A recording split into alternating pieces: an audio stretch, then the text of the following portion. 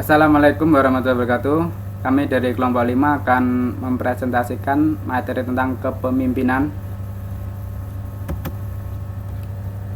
Anggota kelompok kami ada Janu Dwi Atmaji, Haryadi Pratama, dan saya Wahyu Pujianto.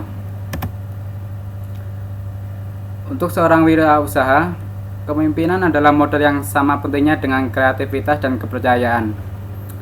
Dengan kreativitas akan membuat Anda lebih inovatif, adaptif, dan selalu update. Namun tanpa kepercayaan, kreativitas tidak akan memiliki nilai pasar. Sedangkan usaha yang dibangun tanpa kepemimpinan yang kuat hanya akan menjadi usaha yang tidak berkembang. Wirausaha Indonesia tanpa leadership.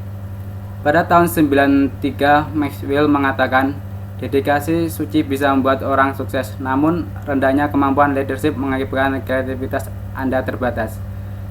Presentasi selanjutnya akan dijelaskan oleh Janu Dwi Atmaji. Ya, di sini saya akan melanjutkan presentasi dari Mas Wahyu mengenai apakah manajer dan pemimpin itu sama. Manajer adalah seorang yang mampu mengatur orang lain sekaligus memiliki wewenang manajerial.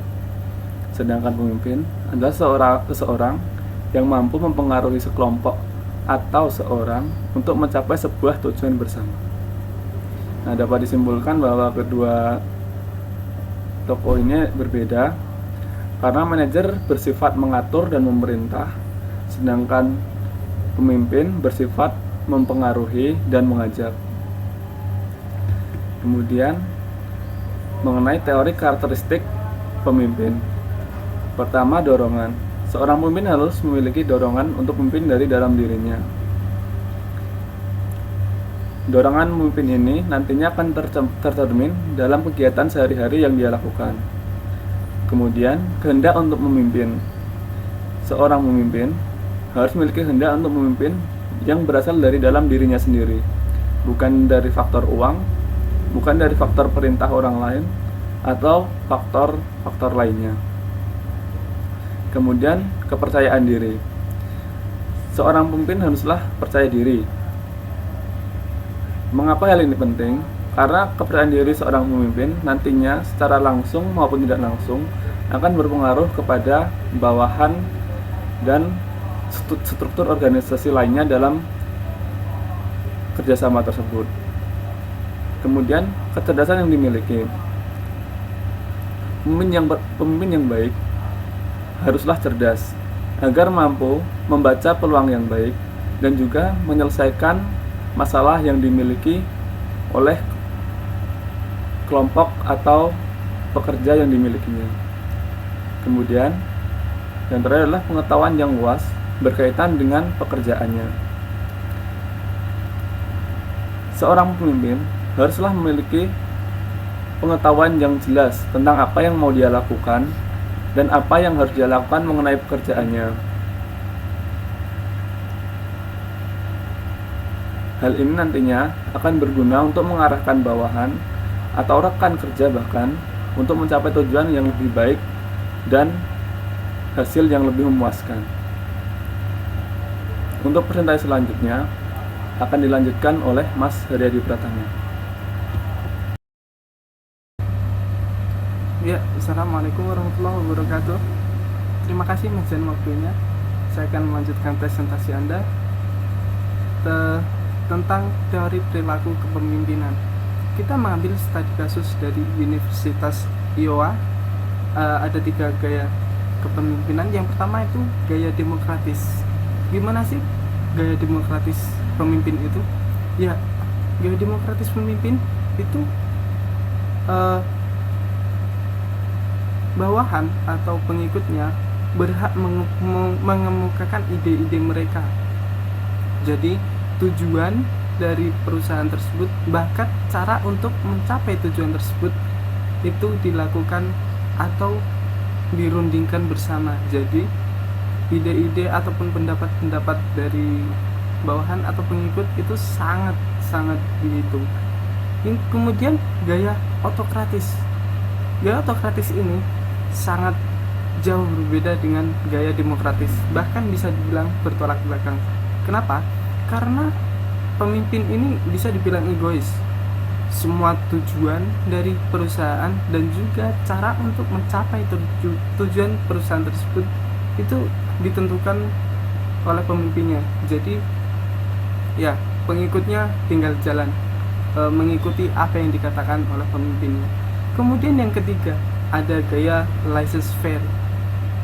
Gaya ini sedikit bagus sih, karena nggak semua ditentuin sama pemimpinnya. Jadi memang tujuan dari perusahaan itu ditentukan oleh pemimpinnya, namun cara untuk mencapai goal tersebut, mencapai tujuan tersebut, pengikutnya bawahannya bebas dengan caranya masing-masing. Yang penting tujuannya sama seperti yang diinginkan oleh pemimpinnya.